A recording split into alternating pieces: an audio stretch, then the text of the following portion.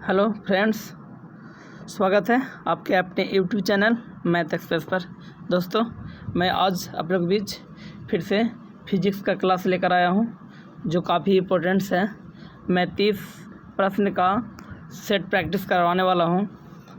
मैं देखता हूं कि आप लोग कितना सही कर पाते हैं। ठीक है, 30 प्रश्न में आप लोग का कम से कम तो 25 प्लस आना चाहिए, बिकॉज़ जो भी मैं क्वेश्चन कर रहा हूँ वो काफ़ी इम्पोर्टेंट्स है और प्लस में इजी है, जो एग्ज़ाम की स्तर से इम्पोर्टेंट्स है। ठीक है, तो चलिए मैं अब वीडियो का स्टार्ट करता हूँ। ठीक है, तो आप लोग तैयार हो जाइए।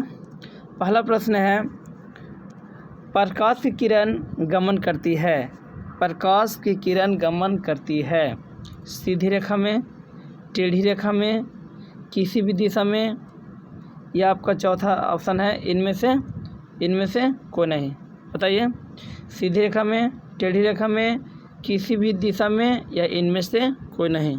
तो बताइए प्रकाश की किरण जो है किस दिशा में गमन करती है, बताइए।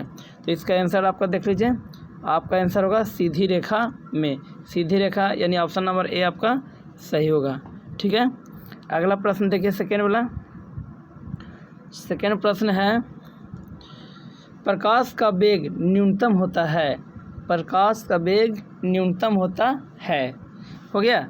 ऑप्शन है निर्वात में, जल में, वायु में, चौथा ऑप्शन आपका है कांच में। बताइए, निर्वात में, जल में, वायु में, कांच में, क्या आंसर होगा? तो इसका आपका आंसर हो जाएगा आपका डी वाला, यानी ये आपका डी वाला जो कांच है वो आपका सही आंसर होगा। डी वाला कांच आपका सही आंसर होगा। अगला प्रश्न देखिए, थर्ड वाला। थर्ड प्रश्न है, मोटर गाड़ी के चालक के सामने लगा रहता है। मोटर गाड़ी के चालक के सामने लगा रहता है। ऑप्शन है समतल दर्पण, उत्तल दर्पण, अवतल दर्पण, या आपका उत्तल लेंस। कौन सा सही होगा? तो इसका सटीक आंसर आपका होगा, देख लीजिए, ऑप्शन नंबर बी, यानी उत्तल दर्पण आपका सही आंसर होगा। ठीक है, अगला प्रश्न देखिए, मोटर कार के हेडलाइट में किसका प्रयोग होता है? मोटर कार के हेडलाइट में किसका प्रयोग होता है? समतल दर्पण, उत्तल दर्पण, अवतल दर्पण, या आपका ऑप्शन है उत्तल लेंस। कौन सा सही होगा? तो इसका आंसर आपका देखिए सामने दिया हुआ है, आपका आंसर होगा सी, यानी अवतल दर्पण। अवतल दर्पण आपका सही होगा। ठीक है, अगला प्रश्न देखिए, पांचवा प्रश्न क्या है? पांचवा प्रश्न है, समतल दर्पण द्वारा बना प्रतिबिंब होता है। समतल दर्पण द्वारा बना प्रतिबिंब होता है वास्तविक, काल्पनिक, दोनों, इनमें से कोई नहीं। क्या होगा? समतल दर्पण द्वारा बना प्रतिबिंब कैसा होता है? देखिए, इसका आंसर आपका होगा काल्पनिक। काल्पनिक यानी बी वाला आपका सही होगा। काल्पनिक मतलब बी वाला आपका सही होगा। अगला प्रश्न देखिए, चलिए, लेंस की क्षमता का ऐसा मात्रक होता है।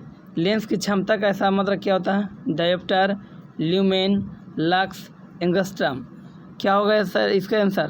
तो इसका आंसर होगा आपका डायोप्टर, यानी ए वाला आपका सही होगा। ए वाला आप लोग का सही होगा। चलिए अगला प्रश्न की ओर चलते हैं। आप लोग एकदम तैयार रहिए और प्रैक्टिस करते रहिए कि क्या आप लोग कितना प्रैक्टिस कर पाते हैं, आप लोग की तैयारी कितना अभी तक हुआ है वो पता चलेगा। ठीक है, प्रश्न है, प्रकाश की किरणों का पथ दर्शाने वाले चित्रों को कहा जाता है। प्रकाश की किरणों का पथ जो है उसको दर्शाने वाले चित्रों को क्या कहता है? किरण आरेख, फोकस, किरण पुंज, या इनमें से सभी। क्या होगा आंसर इसका? तो इसका आंसर की ओर चलते हैं। तो इसका क्या होगा? किरण आरेख, यानी ए वाला आपका सही होगा। किरण आरेख, ए वाला आपका सही होगा। अगला प्रश्न की ओर चलते हैं। प्रश्न है, 2D यानी 2 डायोप्टर क्षमता वाले लेंस का फोकसांतर कितना होगा? 2D क्षमता वाले लेंस का फोकसांतर कितना होगा? 20 cm, 30 cm, 40 cm, 50 cm। क्या होगा इसका आंसर? देखिए, इसका आंसर आपका दिया 50 cm। कितना दिया है? 50 cm। 50 cm यानी डी वाला आपका सही होगा। आप लोग जानते होंगे कि डायप्टर निकालने के लिए उसका क्या करते हैं, पी बराबर होता है 1/f होता है ना डायप्टर निकालने के लिए। तो क्या इसका करेंगे 1/f, आपको मालूम नहीं थे f, यानी मान लीजिए यहाँ हो जाएगा f का मान जो है a बराबर 1/d हो जाएगा। तो d का मान दिया 2 डायप्टर, और इसको cm हमेशा किया जाता है। तो 100 से गुना कर देंगे, तो गुना करेंगे तो काटेंगे तो 50 दूना 100 यानी 50 cm। आपका 50 cm क्या होगा, आपका सही होगा। ठीक है, और हल करके भी बना सकते हैं। अगला प्रश्न देख लीजिए, सेम प्रश्न है। किसी उत्तल लेंस का फोकसांतर 50 cm हो तो उसकी क्षमता क्या होगा, +5D, -5D, -2D या 2D। क्या इसका आंसर होगा। तो पहले तो निकालने के लिए बताया था कि P बराबर होता है 1/f, P बराबर 1/f। अगर P निकालना रहेगा तो 1/f, यदि F निकालना रहेगा तो 1/P। ठीक है, अब देखिए 50 cm दिया हुआ है, कितना cm दिया, 50 cm। तो F दिया है तो 1/, क्या करेंगे, 50 कर देंगे, 1/50 कर देंगे, 1/50 और गुने यहाँ पर 100 से गुना करना पड़ेगा, 100 से गुना करना पड़ेगा मीटर में चेंज करने के लिए, 100 से गुना कर देंगे। ठीक है, तब 50 दूना 100, 50 दूना 100, यानी कोई भी होगा तो 2 होगा। अब पॉजिटिव होगा नेगेटिव होगा, देखिए आपका पॉजिटिव होगा, उत्तल लेंस है तो पॉजिटिव, यानी डी वाला आपका 2 डायप्टर आपका सही होगा। अगला प्रश्न देख लीजिए, प्रकाश के किरणों के समूह को कहते हैं, प्रकाश के किरणों के समूह को कहते हैं, प्रकाश स्रोत, किरण पुंज, प्रदीप्त या प्रकीर्णन। क्या इसका आंसर होगा, प्रकाश के समूह को क्या कहते हैं। देखिए आंसर आपका हो गया प्रकाश पुंज, किरण पुंज। प्रकाश के उसका जो समूह होता है उसको किरण पुंज कहते हैं। इसी को ना कहते हैं किरण पुंज होता है 3 प्रकार होता है, समांतर, ठीक है, अपसारी, अपसारी, और एक होता है क्या होता है बोलिए, अभिसारी, अभिसारी, अभिसारी। ये 3 प्रकार का होता है। ठीक है, समझ आ रहा है। तो किरण पुंज वही है होता है। अगला देखिए लिखा हुआ है, उत्तल लेंस की क्षमता होती है, उत्तल लेंस की क्षमता होती है ऋणात्मक, धनात्मक, ए और बी दोनों, इनमें से कोई नहीं। तो बताइए उत्तल लेंस की क्षमता क्या होता है। तो इसका आंसर आपका है धनात्मक, यानी बी वाला आपका सही होगा, धनात्मक बी वाला आपका सही होगा। ठीक है, मज़ा आ रहा है ना। अगला देख लीजिए, अगला प्रश्न है, आपतन लेंस की क्षमता होती है, आपतन लेंस की क्षमता होती है ऋणात्मक, धनात्मक, ए और बी, इनमें से कोई नहीं। क्या होगा इसका आंसर। तो इसका आंसर देखिए, अभी तो उसका धनात्मक था तो इसका क्या होगा, ऋणात्मक। क्या होगा, ऋणात्मक, ए वाला आपका सही होगा। अगला प्रश्न देखिए, उत्तल लेंस को कहते हैं, उत्तल लेंस को कहते हैं अभिसारी, द्वि उत्तल लेंस, अपसारी लेंस, इनमें से कोई नहीं। क्या होगा, उत्तल लेंस को क्या कहते हैं, बताइए फटाक सा बताइए। तो इसका आंसर होगा आपका अभिसारी, ये वाला आपका सही होगा, अभिसारी, ये वाला आपका सही होगा।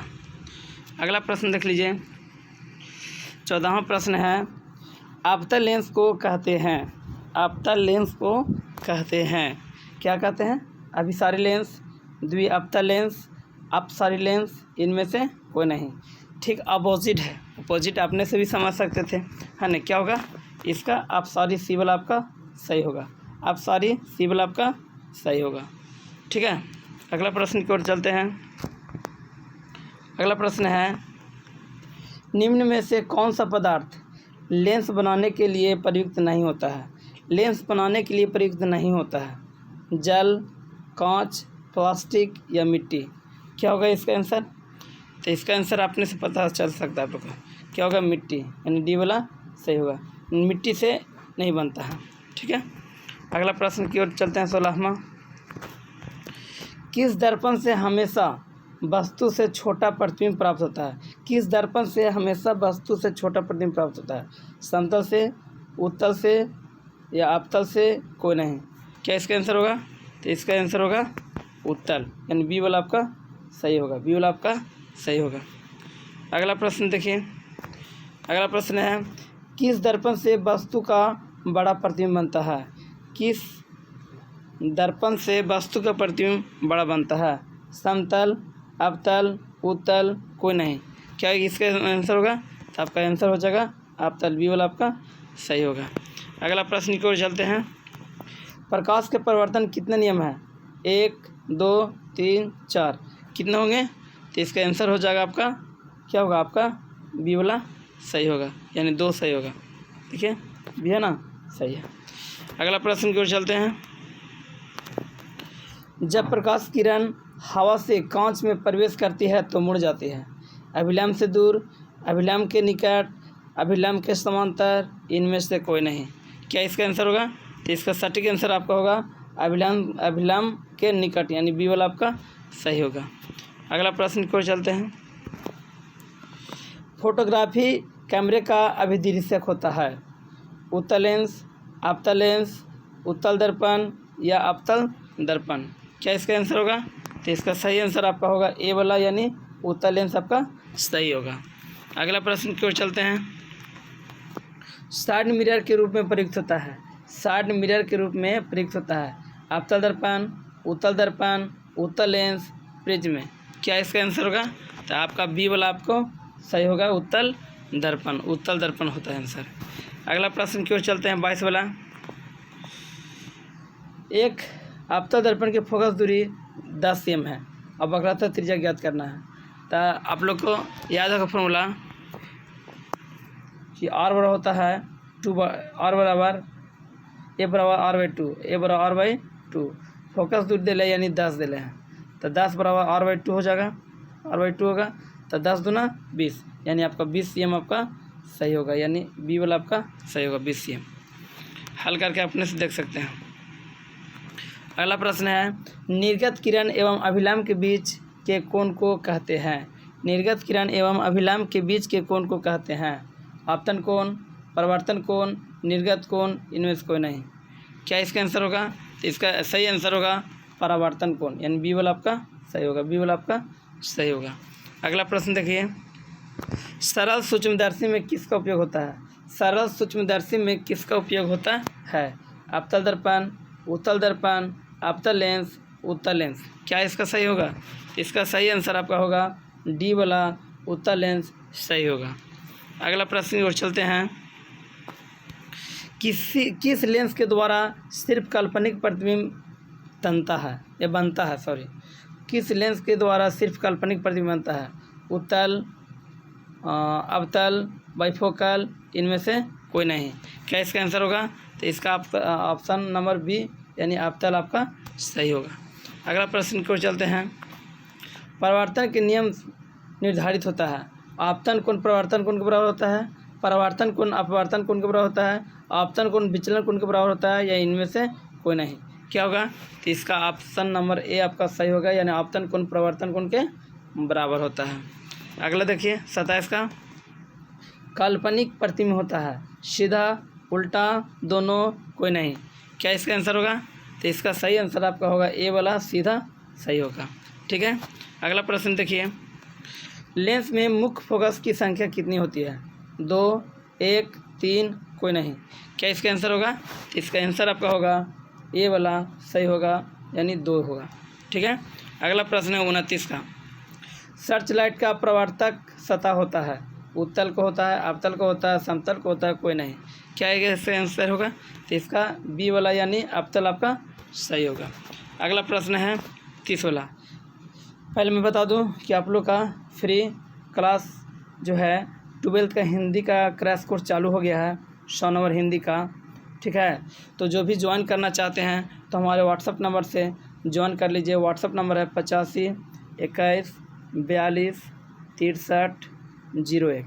इस व्हाट्सअप नंबर पर कमेंट्स कीजिए, मैं आपको ग्रुप से जोड़ दूंगा और आपका फ्री आपका हिंदी का जो क्लास है हिंदी 12th का, वो आप लोग भरपाई कर पाइएगा। ठीक है, भरपाई आप लोग कर पाइएगा। ठीक है, तो आप लोग ज्वाइन कर सकते हैं। ठीक है, यदि हमारे चैनल को सब्सक्राइब नहीं किए होंगे तो आप सब्सक्राइब करना ना भूलिएगा। ठीक है, और आप लोग कमेंट्स जरूर कीजिएगा, कमेंट जरूर कीजिएगा और नाम लिखिएगा कि कितना आपका सही हो रहा है ना। 30 प्रश्न था, 30 में 30 मारे हैं, 30 में 25 मारे, कितना मारे हैं आप लोग कमेंट जरूर कीजिएगा। ठीक है, नाम लिखिएगा, कमेंट्स कहाँ से हैं वो लिखिएगा और ज़रूर लिखिए। ठीक है, तो दाढ़ी बनाने में कौन सा दर्पण प्रयुक्त होता है? समतल, उत्तल, अवतल, कोई नहीं। क्या आंसर होगा? तो इसका आंसर होगा आपका अवतल दर्पण आपका सही होगा, अवतल आपका सही होगा। आज भर की वीडियो यहीं तक, फिर मैं अगले एपिसोड में मिलता हूँ, तब तक के लिए धन्यवाद।